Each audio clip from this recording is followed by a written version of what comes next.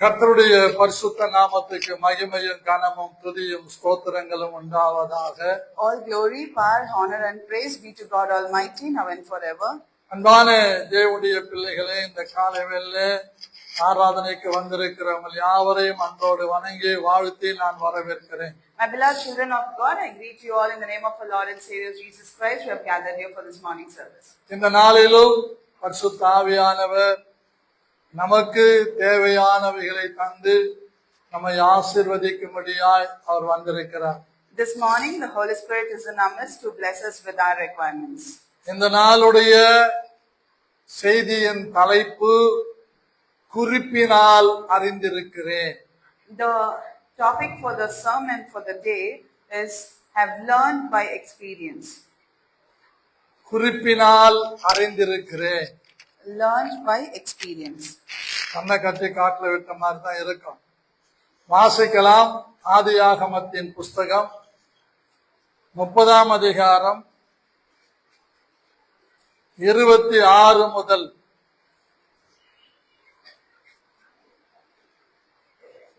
29 முடிய.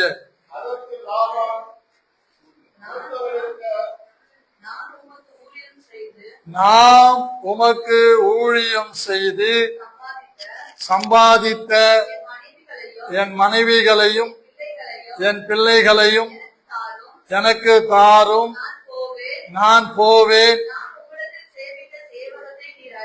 நான் உம்மிடத்தில் சேவித்த சேவகத்தை நீர் அறிந்திருக்கிறீர் என்றான். அப்பொழுது Laban,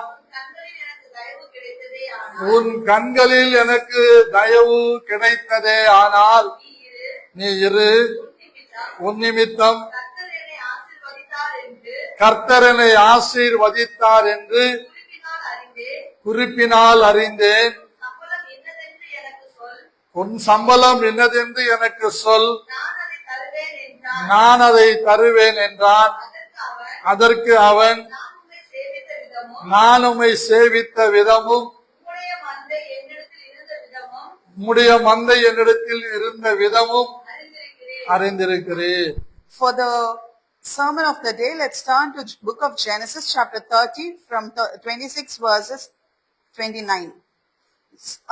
Give me my wives and my children for whom I have served you, and let me go, for you know my service which I have done you. And Laban said unto him, I pray you, if I have found favor in your eyes, for I have learned by experience that the Lord has blessed me for your sake. And he said, appoint me your wages, and I'll give it. And he said unto him, you know how I have served you, and how your cattle were with me. அன்பான கர்த்தருடைய பிள்ளைகளே, இந்த ஆசீர்வாதமான காலை வேளையிலே தேவன் நம்மை ஆசீர்வதிக்கும்படியாய் வந்திருக்கிறார். My beloved children of God, in the blessed morning today, God is here in our midst to bless each one of us. இந்த யாக்கோபுடைய வாழ்க்கை வரலாறு தெரியாத கிறிஸ்தவர்கள் இருக்க முடியாது. None of the Christians would be there without knowing the history of Jacob. ஈசாக்குக்கும் ரெபெக்காளுக்கும் பிறந்த 2 பிள்ளைகள்ல ஒருவன் தான் இந்த Yakob. Jacob is one of the children who were born for Isaac and Rebekah. மூத்தவன் ஏசா. The eldest was Esau. இந்த யாக்கோபு தன் தாய் தகப்பனுடைய சொல்லுக்கு கீழ்ப்படிந்து தன் தாய் மாமன் வீட்டுக்கு புறப்பட்டு போனான் என்று நமக்கு தெரியும். We all know that Jacob obeyed his parents' word and he moved to his maternal uncle's place. அங்கே 2 பெண்களுக்காக 14 வருஷம் வேலை செய்கிறார். He worked 14 years for 2 women. ராகேலை அதிகமாய் நேசித்தான். முதல்ல சந்தித்தது ராகேலை தான். He loved Rachel the most and he first met her. இங்கே லாபான் தன்னுடைய மருமகனாகிய யாக்கோபை பார்த்து, நீ எனக்கு மருமகன் ஆகிறது எனக்கு சந்தோஷம் என்று முதல் பெண்ணை கொடுக்கிறார். அவள் Leah. Here, Laban greets Jacob saying that I'm very happy to have you as my son-in-law, and he marries a first daughter to him, who is Leah. காலையில் எழுந்து பார்க்கிறான், தன் மனைவி லேயலாக இருக்கிறதை கண்டு அதிர்ச்சி அடைகிறான். Since he was unaware that he is going to marry Leah, it was surprising for him when he woke up the next day and found it was Leah who was next to him. பிறகு ராகேலுக்காக 7 ஆண்டுகள் அங்கே வேலை செய்கிறான். Again he worked 7 years for Rachel. இப்படி இருந்து அவன் வளர்ந்து ஆசீர்வாதமான அந்த நேரத்திலே யாக்கோபு லாபானுடைய முகநாடி வேறுபட்டு வித்தியாசமாய் இருக்கிறதை கண்டு தன்னுடைய தகப்பனாகி ஈசாக்கினிடத்திலே போக வேண்டும் என்று தீர்மானிக்கிறார். As he was working there, when he found that Laban's intentions turned a lot, changed a lot, therefore Jacob decided to step out from his place and move to his father's. தேவனும் யாக்கோபுக்கு சொன்னார், நீ வந்த நாளிலே தரிசனமான கர்த்தருக்கு ஒரு பலிபீடத்தை கட்ட அந்த இடத்துக்கு நீ புறப்பட்டு போ என்று அவனை அனுப்பி விடுகிறதை பார்க்கிறோம். Even the Lord told to Jacob to move from that place and build a tabernacle for him in a place where he traveled. இந்த வரலாறை குறித்து நான் முழுவதுமாக பேசினால் 4 மணி நேரம் ஆகும். If I had to speak about this history today, it would take 4 hours for me. இன்றைக்கு நமக்கு தேவையானதை நாம் எடுத்துக்கொள்வதற்கு புரிந்து கொள்வதற்கு ஒரு காரியத்தை உங்களுக்கு சொல்ல பிரசங்கிக்க விரும்புகிறேன். Today, for our blessing and for understanding, I wanted to pick up a part, and that's the reason I've been meditating on it. யாக்கோபு லாபானிடத்திலே சொல்லுகிறான், நான் உம்மிடத்திலே சம்பாதித்த என் மனைவி பிள்ளைகளையும் என் ஜீவ ஜந்துக்களையும் என்னோடு அனுப்பிவிடும் என்று கேட்கிறான். Here we could see Jacob looks up to Laban asking to give back his wife's children, whatever he earned with the service he did with Laban. இந்த லாபானுக்கு யாக்கோபை அனுப்பிவிட மனமில்லாதிருக்கிறதை இந்த குறிப்பினால் நாம் அறிய முடியும். We could learn by the experience what is given here that Laban had no interest to leave Jacob. காரணம் என்ன?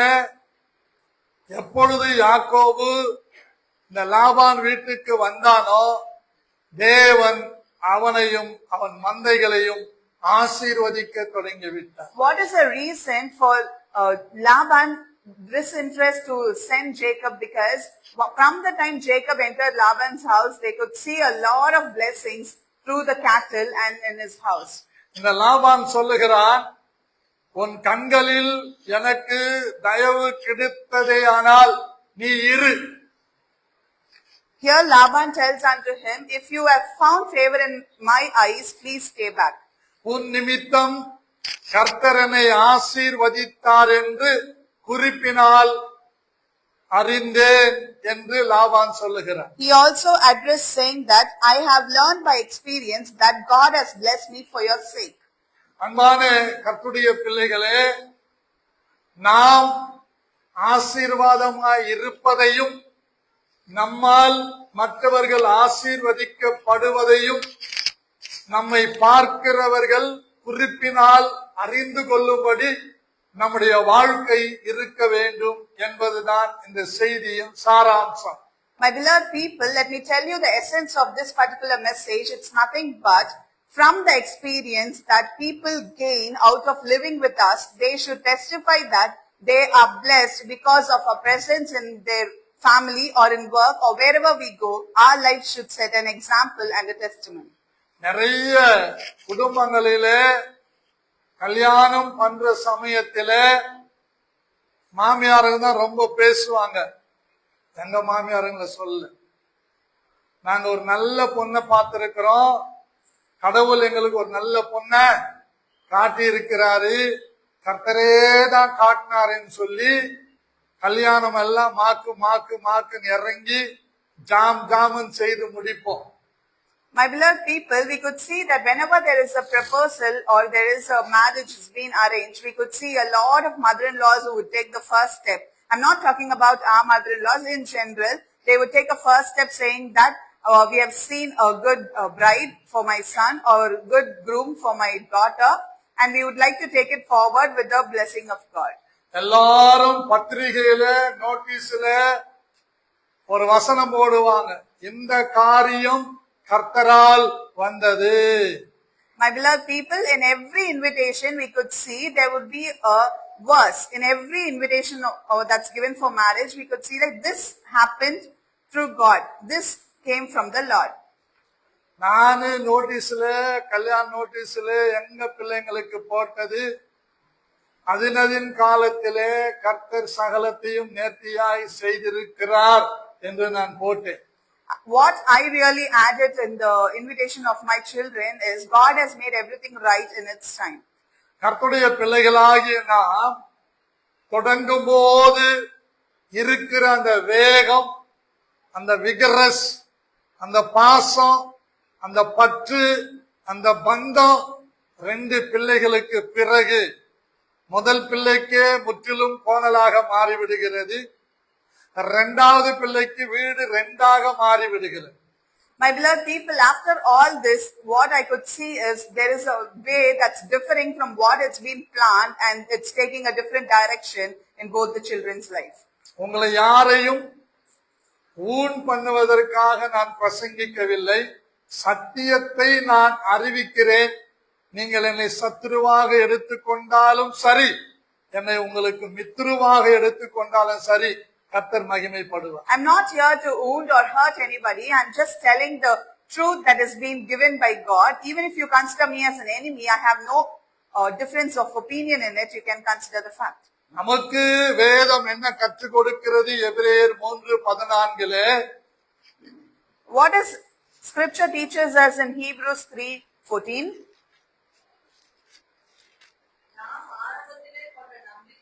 நாம் ஆரம்பத்திலே கொண்ட நம்பிக்கையை முடிவு பரியந்தம் உறுதியாய் பற்றி கொண்டிருப்போமாகில் கிறிஸ்துவினிடத்திலே பங்குள்ளவர்களாயிருப்போம். It says, for we are made partakers of Christ if we hold the beginning of our confidence steadfast unto the end. கல்யாணம் ஆகி வந்த பொண்ணு காலையிலே காபி போட்டு கொண்டு வந்து கொடுத்தா மாமியார் இப்படி சொல்லுவாங்களாம். ஒரு பாஸ்டர் பிரசங்கத்தை கேட்டேன், அதெல்லாம் ஒன்னும் செய்யாதம்மா, எல்லாம் நான் பாத்துக்கிறேன், நீ சந்தோஷமா இருன்னு சொல்லுவாங்களாம்.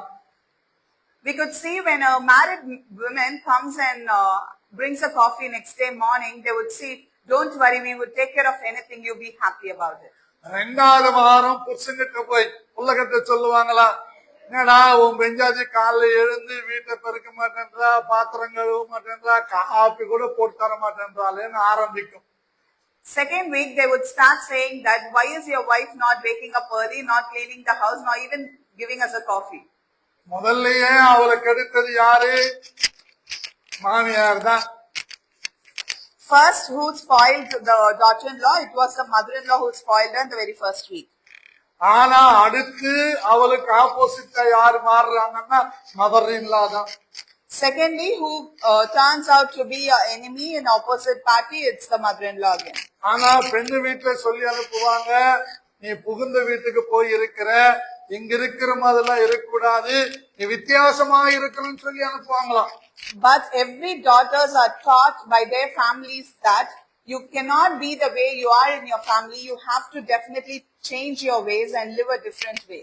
உடனே இந்த பொண்ணு சொல்லுமா, எங்க அம்மா வரும்போதே சொல்லி அனுப்பிச்சாங்க, புகுந்த வீட்டுக்கு போற, நீ அங்க போய் வித்தியாசமா இரு அப்படின்னு சொல்லி அனுப்பிச்சாங்க, அப்ப நான் வித்தியாசமா என்ன மாத்திக்கிறேன்னு சொல்லுமா.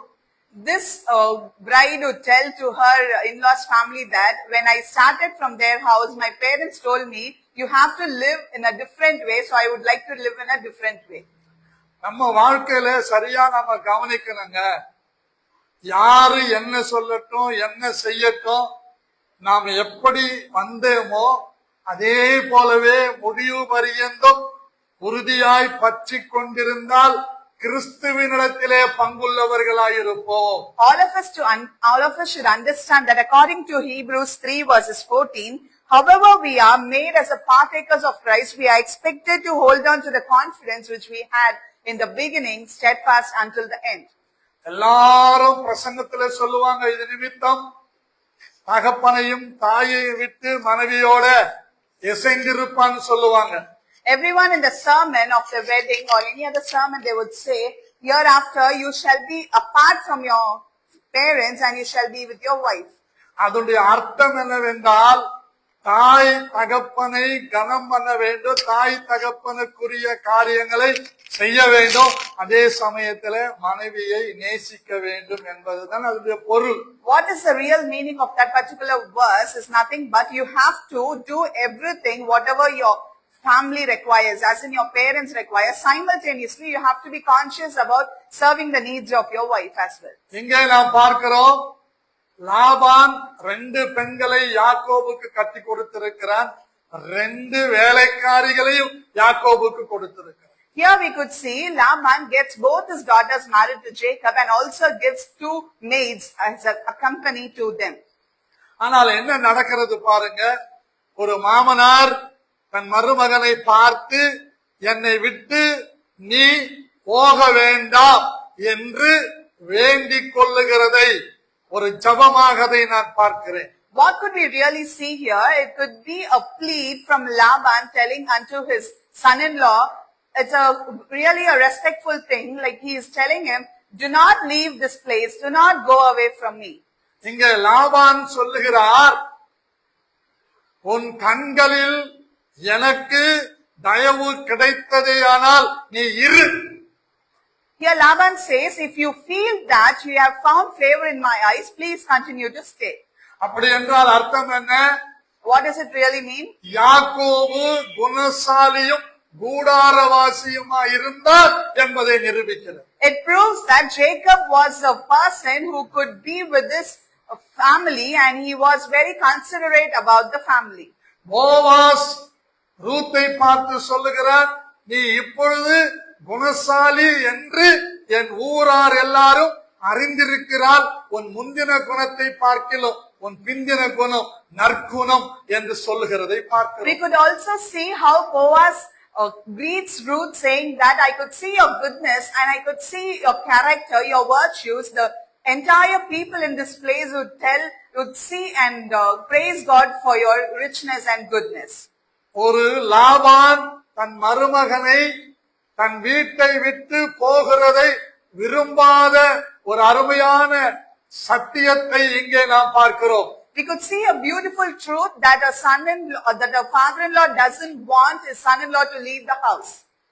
நமக்கு ஆண்டவர் இன்றைக்கு கற்றுக் கொடுக்கிற விலையேற பெற்ற செய்தி என்னவென்றால், நாம் எப்படிப்பட்டவர்களாய் இருந்தால் நம்மிடத்திலே நம்மோடு இருக்கும்படி நமக்கு அடுத்தவர்கள் கேட்டுக் கொள்ளும்படியான வாழ்க்கை அனுபவங்கள் இருக்கும் என்பதை நாம் கற்றுக்கொள்ள வேண்டும். The beautiful message that Lord wants us to understand and be educated is nothing but how are we with good virtues, how are we in our character, how are we testifying God, how are we living our life. Based on it, He doesn't want to separate anybody from that particular person. நல்லா நம்ம புரிந்து கொள்ளணும், இவன் எப்பப்ப நம்மளை விட்டு போவான்னு மாமியார் நினைக்க கூடாது.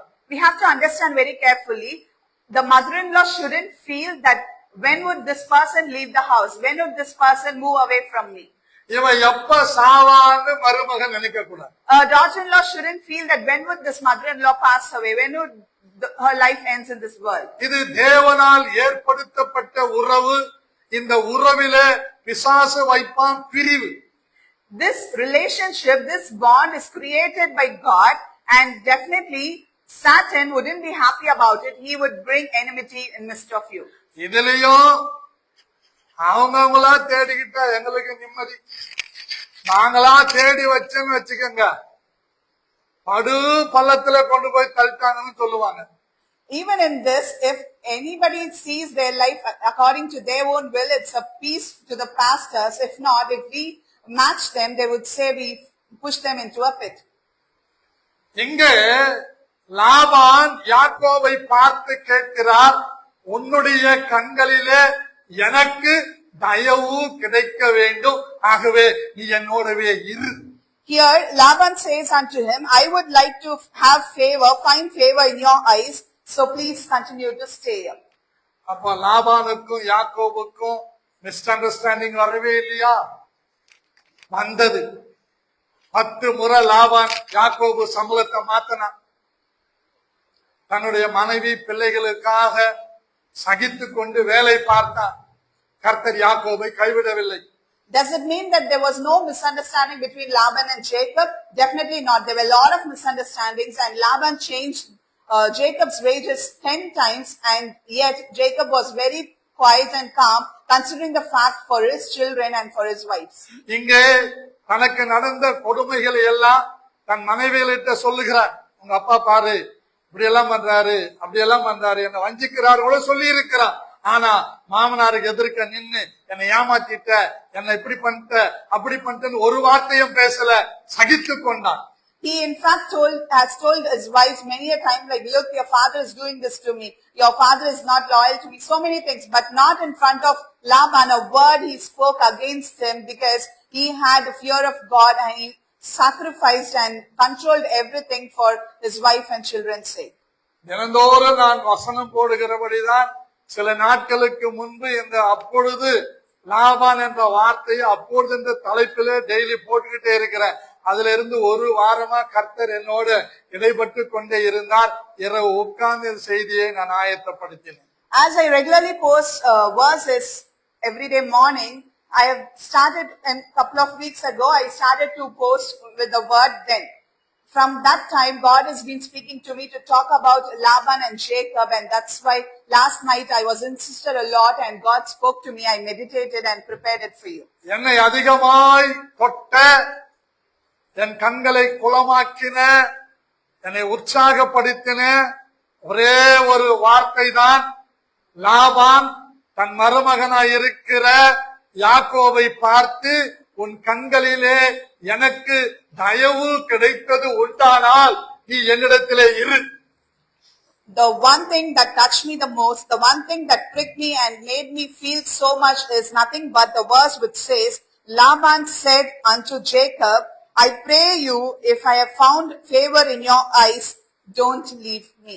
இரண்டாவதாக என்னை அதிகமாய் உருவாக்கின, உலுக்கின, என்னை சந்தோஷப்படுத்தின ஒரு வார்த்தை என்னவென்றால், உன் நிமித்தம் கர்த்தர் என்னை ஆசீர்வதித்தார் என்று குறிப்பினால் அறிந்தே. Secondly, one particular verse that made me happy and joyful is nothing but, it says, the Lord has blessed me for your sake, and I have learned that by the experience. நான் இன்றைக்கு பிரசங்கிக்கிற திறவுகோல் வசனம் என்னவென்றால், என் நிமித்தம் மற்றவர்கள் ஆசீர்வதிக்கப்பட்டிருக்க வேண்டும். அதை நான் சொல்லுவதல்ல, என் எதிரிலே இருக்கிறவர்கள் சொல்ல வேண்டும், உன்னால நாங்கள் ஆசீர்வதிக்கப்பட்டிருக்கிறோம். The key verse I would like to meditate and I would like to preach today, and I'm doing it right now, nothing but people who are with us should be blessed. As Laban said to Jacob, I have been blessed through you. This kind of words, people should look at us and tell that I have been blessed through you and you have been a great blessing. இன்றைக்கு நான் உங்களுக்கு தைரியமாய் பிரசங்கிக்கிறேன். நான் ஊழியக்காரனானால் என்னாலே நீங்கள் ஆசீர்வதிக்கப்பட்டிருக்கிறீர்கள் என்பதை நீங்கள் சொல்ல வேண்டும், நான் சொல்லுவது அல்ல. Today, with great courage as a pastor, I would like to tell you all, if I am a pastor of yours and you are blessed, and you have to testify that by experience you have been blessed. உங்களாலே நான் ஆசீர்வதிக்கப்பட்டிருக்கிறேன்னு எத்தனை பேர் சொல்லுவீங்க? கையை தூக்குங்க. நான் சொல்ல வரல, ஏன்னா உங்களுக்கே தெரியும். ஆனா என்னுடைய அனுபவத்தின் ரீதியாக நான் சொல்லுகிறேன், என் நிமித்தம் என் மனைவி சொல்ல வேண்டும், அத்தான் உங்களால நான் ஆசீர்வதிக்கப்பட்டிருக்கிறேன் என்று. I'm not going to ask you to raise your hands who have been blessed through me. I know many would have been blessed and many would do that. But what I'm telling you is, in everyday, day-to-day life, a wife should testify her husband saying that, and the husband should. மனைவியினாலே நான் ஆசீர்வதிக்கப்பட்டிருக்கிறேன். If you wish, you can turn back and ask my wife if she's been blessed through me. She would say yes. And in turn, when you ask me, I would also reply saying, yes, I have been blessed through my wife.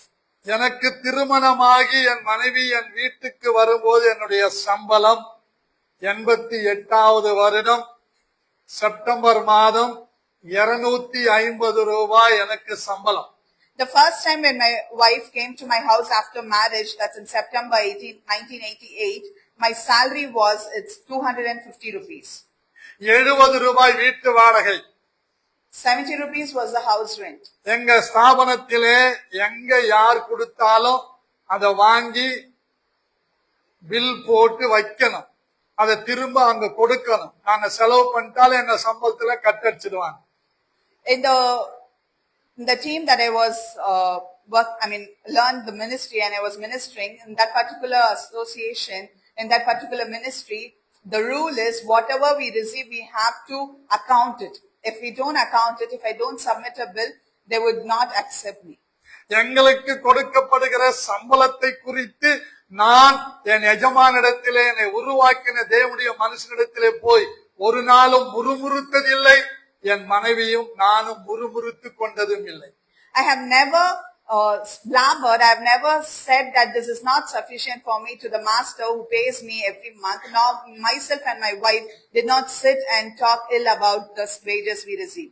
யாராவது உறவினர்கள் வந்தால் அன்றைக்கு எங்க சாம்பார்ல ஒரு காய் 2 காய் பார்க்கலாம். இல்லாவிட்டால் வெறும் பருப்பு, புளி தண்ணி, மிளகு சீரகம், அதுதான் எங்க சாப்பாடு முக்கியமா இருக்கும். If there are any relatives visited our house, if there are someone at the house, we could see there are a couple of vegetables in our sambar. Otherwise, the sambar would be only with cereals and pulses. என் மக இவ பிறந்த பிறகு 3 மாசம் தான் தாய்ப்பால். அவ மறுபடியும் களி திங்குற வரைக்கும், எல்லாம் ஜெயில போய் தான் களி திங்குவாங்க. நாங்க முன்னாடியே களி தின்னுகிட்டு இருக்கிறோம், திங்குட்டோம்.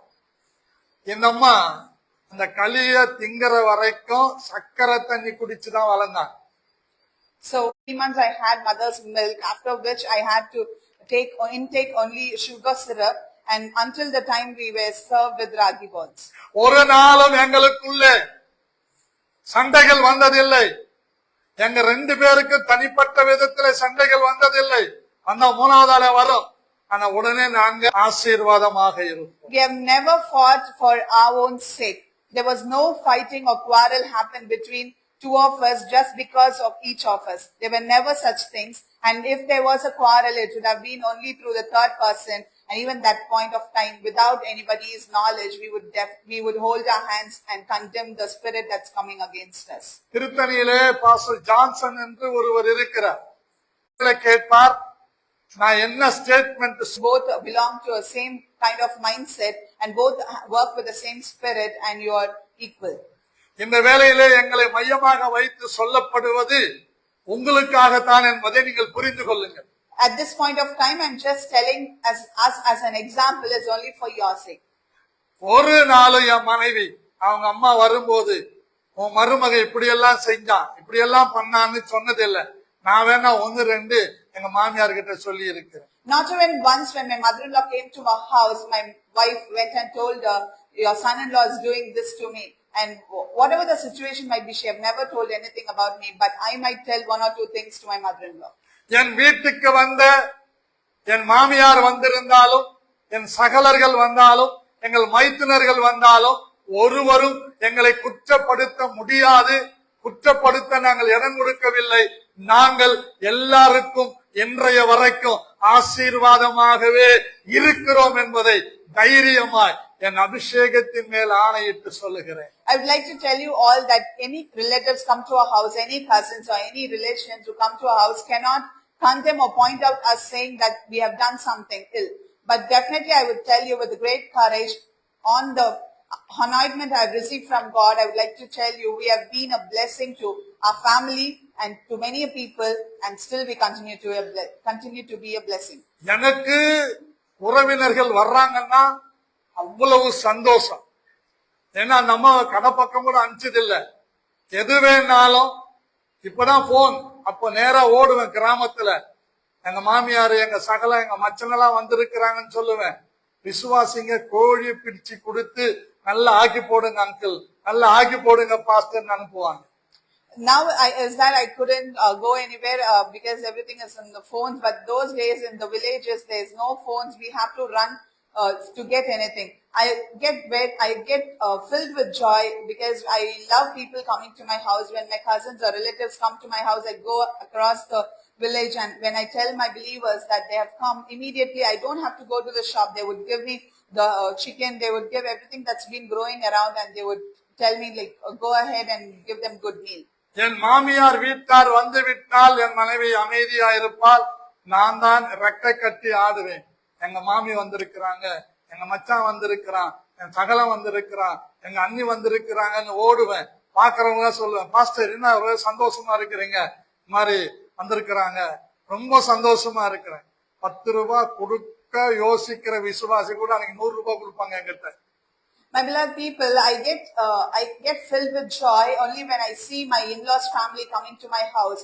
Even my wife would be very quiet and calm. She wouldn't react much. But I feel great joy when people come to my house, and when I tell to the believers across, when a believer who gives 10 rupees gives me 100 rupees that day to take care of the family.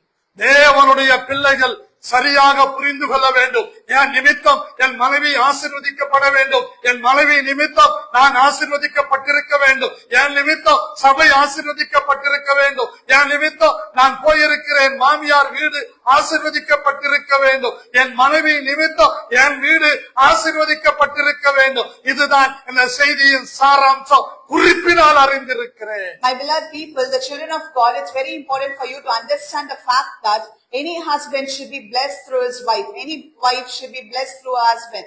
Any family, any in-laws family should be blessed equally. And the husband should feel that his family is blessed through his wife's family. And the wife's family should feel, and the wife should feel that her husband's family is a great blessing to her.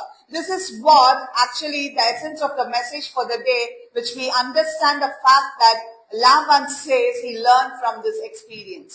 இந்த லாபான் யாக்கோபை பார்த்து சொல்லுகிறான், உன் நிமித்தம் நான் ஆசீர்வதிக்கப்பட்டிருக்கிறேன் என்று, நான் ஆசீர்வதிக்கப்பட்ட அந்த குறிப்பிலிருந்து சொல்லுகிறேன் என்று சொல்லுகிறான். Here we could see Laban tells unto Jacob, I could see that God has blessed me through you. For your sake I have been blessed, and through the experience that I've learned, I would tell this with joy. நாம் ஒவ்வொருவரும் நம்மை நாமே பரிசோதனை பண்ணிக்கொள்ள கிருபை பெற்றவர்களாய் இருக்க வேண்டும்.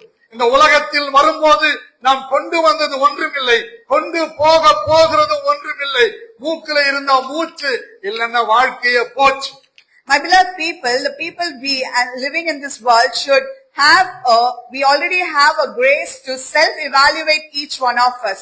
When we get deep into the self-evaluation, we would definitely understand the fact that what we are going through and what is coming our way and what are we supposed to do. When we do that, definitely I would like to tell you all, we haven't brought anything to this world, not going to take anything back when we die, but one thing is going to be with us is the testimony and the witness that we live today. என் வேதம் சொல்லுகிறது, அன்பான தேவனுடைய பிள்ளைகளே, ஒருவருக்கொருவர் ஆறுதலாய், ஒருவர் பாரத்தை ஒருவர் சுமந்தவர்களாய், ஒருவரிடத்தில் ஒருவர் ஆழமான அன்பு கொண்டவர்களாய் இருக்கிற இந்த அன்பும் ஐக்கியமும் தான் நம்மை பரலோகத்திலே கொண்டு போய் சேர்க்குமே தவிர நம்முடைய வெள்ளியும் பொன்னும் நம்முடைய ஸ்டேட்டஸும் நம்மை பரலோகத்திலே சேர்க்காது. My beloved people, our scripture tells us very clearly the comfort that we seek within each other, the love we share within each other, and the burden that we accept of each other's and stay as a support for each other is something that will take us to the heaven, the kingdom of God, and not the silver, not the gold that we look in this world is going to take us to the kingdom of God. But make sure we love each other and we be there to comfort each one of us. இப்பொழுதும் நான் எங்கேயாகிலும் ஒரு ஊழியத்திற்கு செலவு பண்ணி போயிருக்கிறேன் என்றால், அங்கே போன இடத்துல எனக்கு அவர்கள் எவ்வளவு செலவு செய்கிறார்களோ அதை மொத்தமாக கணக்கு போட்டு அவர்களுக்கு திரும்ப செலுத்திவிட்டு ஒரு ஆசீர்வதிக்கப்பட்டவனாக திரும்பி வருவேன். Even now when I go for ministry, I understand I have a lot of expenses, despite when the people who invited me for ministry, I go through a lot of expenses. I would calculate it and I would pay them, I would give it to them whatever they spend for me, I would in fact add a little more to it and I give it to them and return as a blessed person. எங்கள் உறவினர்கள் வீட்டுக்கு நாங்கள் போனாலும் என்னால இயன்றதை செய்துவிட்டு அங்கே ஆசீர்வாதமாக திரும்பி வருவேன். அவர்கள் வாயிலே நான் அவலாக இருக்க மாட்டேன். Even if I go to my relative's place, I would spend from my pocket. I would definitely don't turn to be a poor in their mouths. என் தம்பியினுடைய மனைவிகள் சொல்லுவாங்க, நீங்க எப்ப வந்தாலும் மாமா நீங்க தான் செலவு பண்றீங்க, எங்களை செலவு பண்ணவே விட மாட்டேன்றீங்களேன்னு என் மைத்துனிகள் கேட்பாங்க. நான் சொல்லுவேன், கர்த்தர் என்ன ஆசீர்வதிச்சிருக்கிறார் உங்களுக்கு செலவு பண்ணும்படியாக. My brother's wife, when I go to my place, they would ask me, it's every time you who spend for us and not letting us to do for you. But I reply them saying that God has put me in a state, God has kept me blessed and I'm blessed, and that's why I'm trying to be a blessing to you as well. நான் செய்ய தயங்கினாலும் என் மனைவி இத வாங்கிட்டு வந்து கொடுங்க, அதை வாங்கிட்டு வந்து கொடுங்கன்னு என்னை ஏவி என்னை உற்சாகப்படுத்தி செய்ய சொல்லுவாளே தவிர இது ஏன் செஞ்சீங்க அது ஏன் செஞ்சீங்கன்னு ஒரு நாள் என்கிட்ட சண்டை பிடிக்கல. Even if I hesitate to do something, even if I consider the fact would it be too much to do, my wife would insist me to do it and ask me to get whatever required. She never stopped me from doing it, and for this reason we have never fought as well. இவைகளை நான் சொல்ல காரணம் என்ன? அதற்கு ஆதாரமாக வேதத்திலிருந்து ஒரு வசனங்களை வாசிக்கலாம். உபாகமத்தின் புஸ்தகம் 33ஆம் அதிகாரம் 26, 27, 28, 29 4 வசனங்களை நான் வாசிக்கிறேன். நீங்கள் கவனமாய் கேளுங்கள். Why I am telling all this to you? I would like to share a reference for a reason. Why am I saying this? From Deuteronomy chapter 33 verses 26 to 29. மோசே இஸ்ரவேல் தலைமுறைகளை, அதாவது கோத்திரங்களை கோத்திரமாக கூப்பிட்டு ஆசீர்வதிக்கிற சம்பவம் தான் இந்த சம்பவம். The incident, what I just pointed out is an incident where Moses calls a tribe one after the other to bless them. யெகோவாவுடைய தேவனை போல ஒருவரும் இல்லை, அவர் உனக்கு சகாயமாய் வானங்களின் மேலும் அது மாட்சிமையோடு ஆகாய மண்டலங்களின் மேலும் ஏறி வருகிறார். அநாதி தேவனே உனக்கு அடைக்கலம், அவர் நித்திய புயங்கள் உனக்கு ஆதாரம், அவர் உனக்கு முன்னின்று சத்துருக்களை துரத்தி அவர்களை அழித்து போடு என்று கட்டளையிடுவார். இஸ்ரவேல் சுகமாய் தனித்து வாசம் பண்ணுவார். யாக்கோபின் ஊற்றானது தானியமும் திராட்சரசமும் உள்ள தேசத்திலே இருக்கும். அவருடைய வானமும் பனியை பெய்யும். இஸ்ரவேலே நீ பாக்கியவான், கர்த்தரால் ரட்சிக்கப்பட்ட ஜனமே, உனக்கு ஒப்பானவன் யார்? உனக்கு சகாயம் செய்யும் கேடகமும் உனக்கு மகிமை பொருந்திய பட்டயமும் அவரே. உன் சத்துருக்கள் உனக்கு இச்சகம் பேசி அடங்குவார்கள், அவர்கள் மேடுகளை மிதிப்பாய் என்று சொன்னார். This verse says the blessing that Moses gave to the tribes. There is none like unto the God of Jeshurun, who rides upon the helm to your help, and in his excellency on the clouds. The eternal God is your refuge, and underneath are the everlasting arms. And he shall thrust out the enemy before you, and shall say, destroy them. Israel then shall dwell in safety alone. The fountain of Jacob shall be upon a land of grain and wine. Also his heavens shall drop down dew. Happy are you, O Israel, who is like unto you, O people saved by the Lord, the shield of your help, and who is the sword of your excellency. And your enemy shall submit unto you, and you shall tread upon their high places. நன்றாக கவனியுங்கள். இயேசு கிறிஸ்துவின் முதல் வருகையும் இரண்டாம் வருகை குறித்து இங்கே சொல்லுகிறதை பார்க்கிறோம். Listen very carefully. This shows us about the first and second coming of Jesus Christ. ஏறி வருகிறார் என்பதற்கு முன்பாக யெகோவாவின் தேவன் இறங்கி வந்தார் என்றும் சொல்லுகிறது. Before it says that God of Jacob coming over, it also says that the God of Jeshurun has ridden upon the heavens. ஆகவே இங்கே சொல்லப்பட்டிருக்கிற வார்த்தை, அநாதி தேவனே உனக்கு அடைக்கலம், அவர் நித்திய புயங்கள் உனக்கு ஆதாரம், அவர் உனக்கு முன்னின்று சத்துருக்களை துரத்தி அவர்களை அழித்து போடு என்று கட்டளையிடுவார். The verse it says very clearly, the eternal God is your refuge, and underneath are the everlasting arms, and he shall thrust out the enemy before you, and shall say, destroy them. இன்றைக்கு நிறைய மருமகன்களுடைய எண்ணம், மாமியார் வீடுதான் எனக்கு ஆதாரம். நிறைய மருமகளுடைய எண்ணம், எனக்கு அம்மாவோடுதான் ஆதாரம். இது ஆதாரம் இல்ல, அது ஒரு நாளைக்கு அழிவுக்கு நேரா உன்னை கொண்டு போயிடும். அது உன்னை தற்கொலைக்கு தூண்டும். பேச்சு வார்த்தை முற்றினால் அங்க சண்டைகள் வரும், மரணத்துக்கு ஏதுவான துக்கம் வரும். உனக்கும் எனக்கும் அனாதி தேவன் அடைக்கலம், அனாதி தேவன் நமக்கு ஆதாரம், அவரே நமக்கு துணை. My beloved people, these days many son-in-laws consider his wife's home, the mother-in-law's house, as a place of blessing and place of place to. Okay, so in many places, wives consider the in-laws' house as a place for them to find shadow. But I would tell you, the scripture tells very clearly, the eternal God is our refuge. We cannot find refuges in our in-laws' houses. It's not a place to refuge. It's a place that God has given for us to live in the world till the time we are alive. But let me tell you very clearly, the eternal God will always be our refuge, and the everlasting Father will destroy everything that comes against us.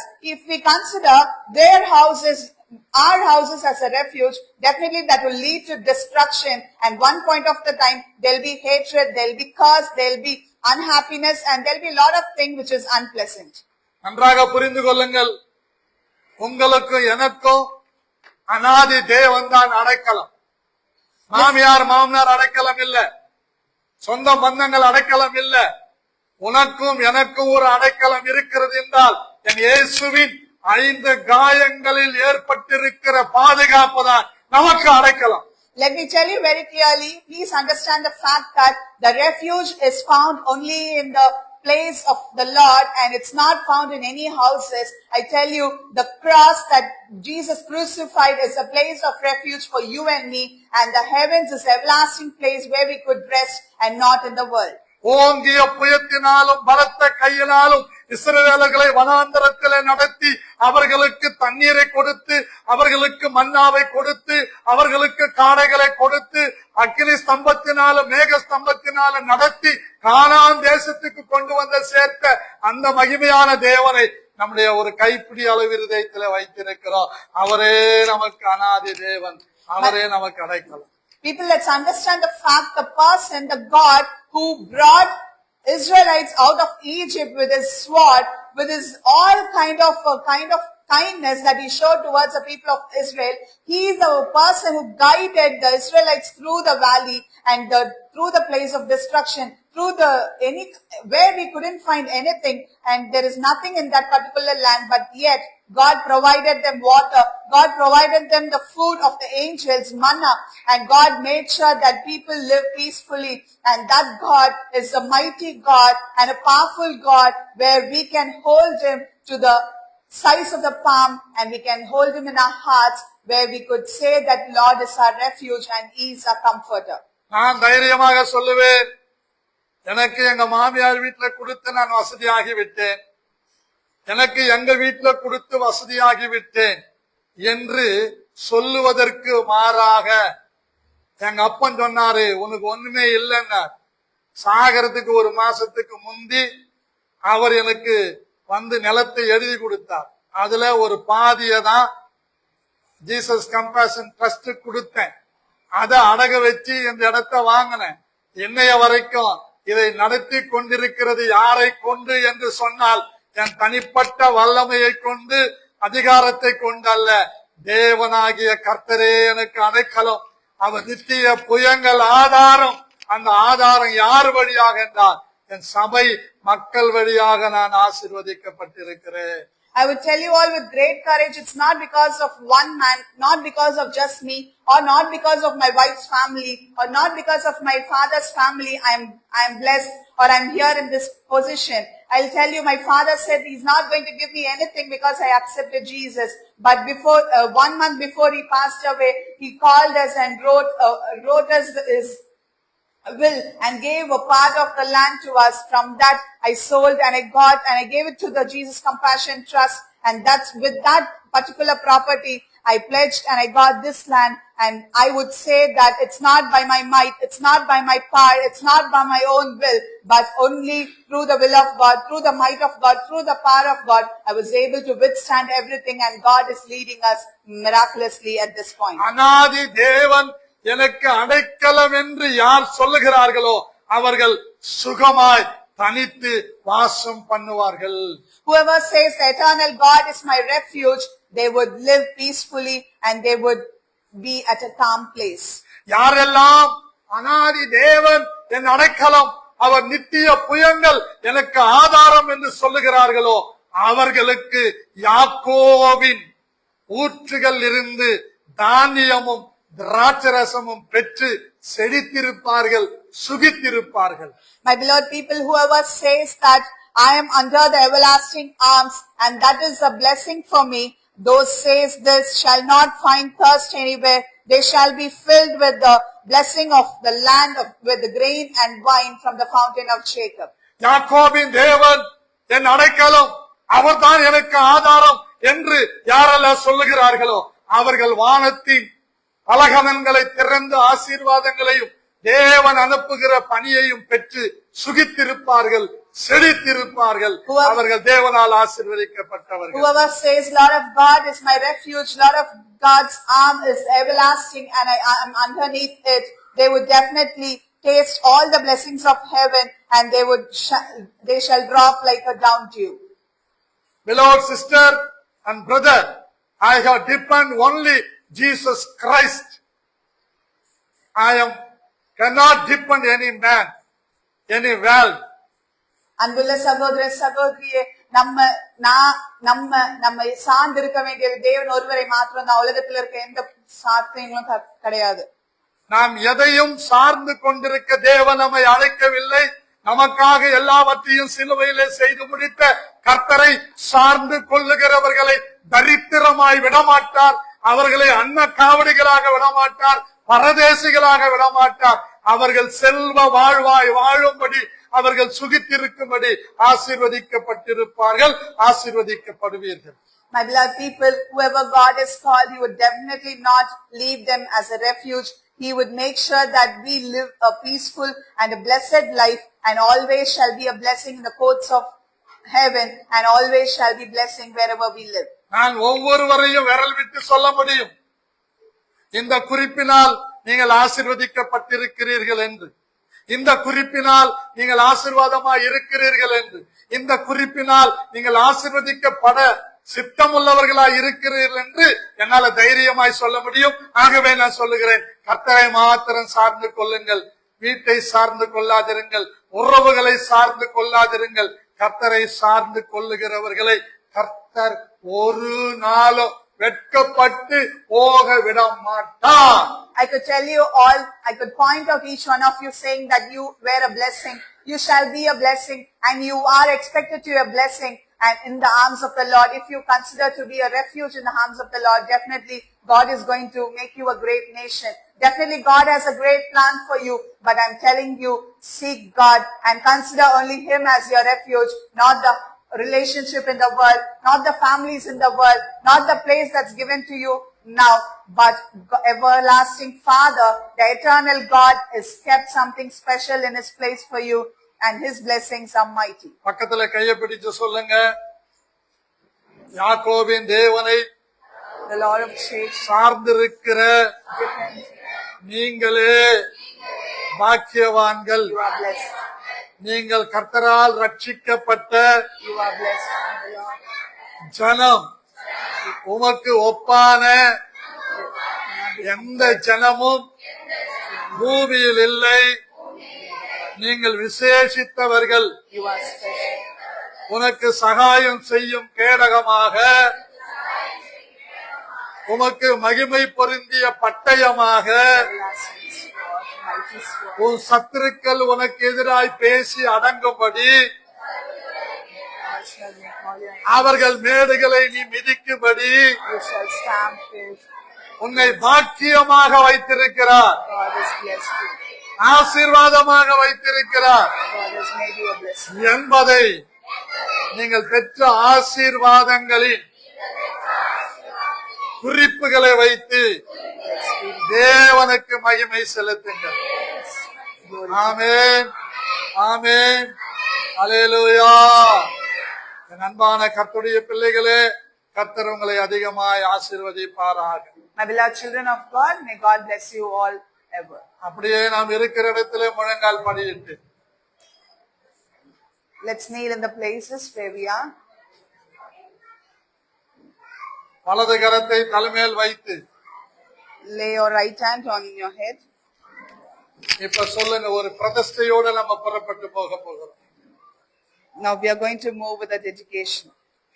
ஒரு பிரதிஷ்டையோட, ஒரு அர்ப்பணிப்போட போக போகிறோம். We are going to leave this place with a sacrifice and dedication. நல்ல பிதாவே, Beloved இயேசு God, கிறிஸ்துவின் நாமத்தில் in the name of the Jesus, உங்க சமூகத்திலே in your presence, எங்களை தாழ்த்துகிறோம். we humble ourselves.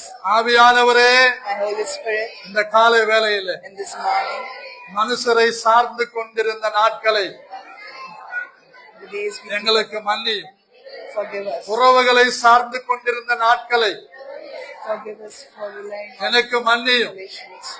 என் மாமியார் மாமனார் வீட்டை சார்ந்து கொண்டிருந்த நிலைமைகளை Depending on the எனக்கு மன்னியும். ஆண்டவரே, என் மாமியார் மாமனார் உறவுகள் மேலே நான் கொண்டிருந்த முறுமுறுப்பை நிமித்தம் அறிக்கை செய்கிறேன். declare, இந்த பாவத்தை எனக்கு மன்னியும். forgive my sins. ஆவியானவரே, My beloved God, நீர் என் அடைக்கலம், you are my refuge. நீர் என் ஆதாரம், You are நீர் என் கோட்டை, நீர் என் துருகம். இந்த நிமிஷம் முதல் from this moment, உம்மை சார்ந்து கொள்ளுகிற I rely on you. ஒரு அபிஷேக வல்லமை, Your anointing, ஆசீர்வாத வல்லமை, power of blessing, பொருளாதார வல்லமை a power of என்னை prosperity நிரப்பட்டும். shall fulfill us. எந்த மனுஷனையும் Not in நான் that சார்ந்து கொள்ளாதபடிக்கு I shall be உம்மை மாத்திரம் சார்ந்து கொள்ளுகிற blessed to rely on you. கிருபையை நான் ஆசீர்வதிக்கப்பட்டதினாலே, Blessings, ஆசீர்வதிக்கப்படுகிறதினாலே, blessing I'm yet to receive. ஆசீர்வதிக்கப்பட போகிறதினாலே Blessing I'm yet to receive. இந்த குறிப்பை நான் அறிந்து This experience I've learned. உம்மை மகிமைப்படுத்துகிறேன். Glorify your name. இயேசு கிறிஸ்துவின் நாமத்தில் In the name of the Lord and Savior. ஆமென். நல்ல உற்சாகமாய் நல்ல கைகளை தட்டி தேங்க்யூ ஹோலி ஸ்பிரிட். அர்பா கரகதா விமல கரதனா விமல ரேகமா. நாம் எழுந்திருக்கலாம்.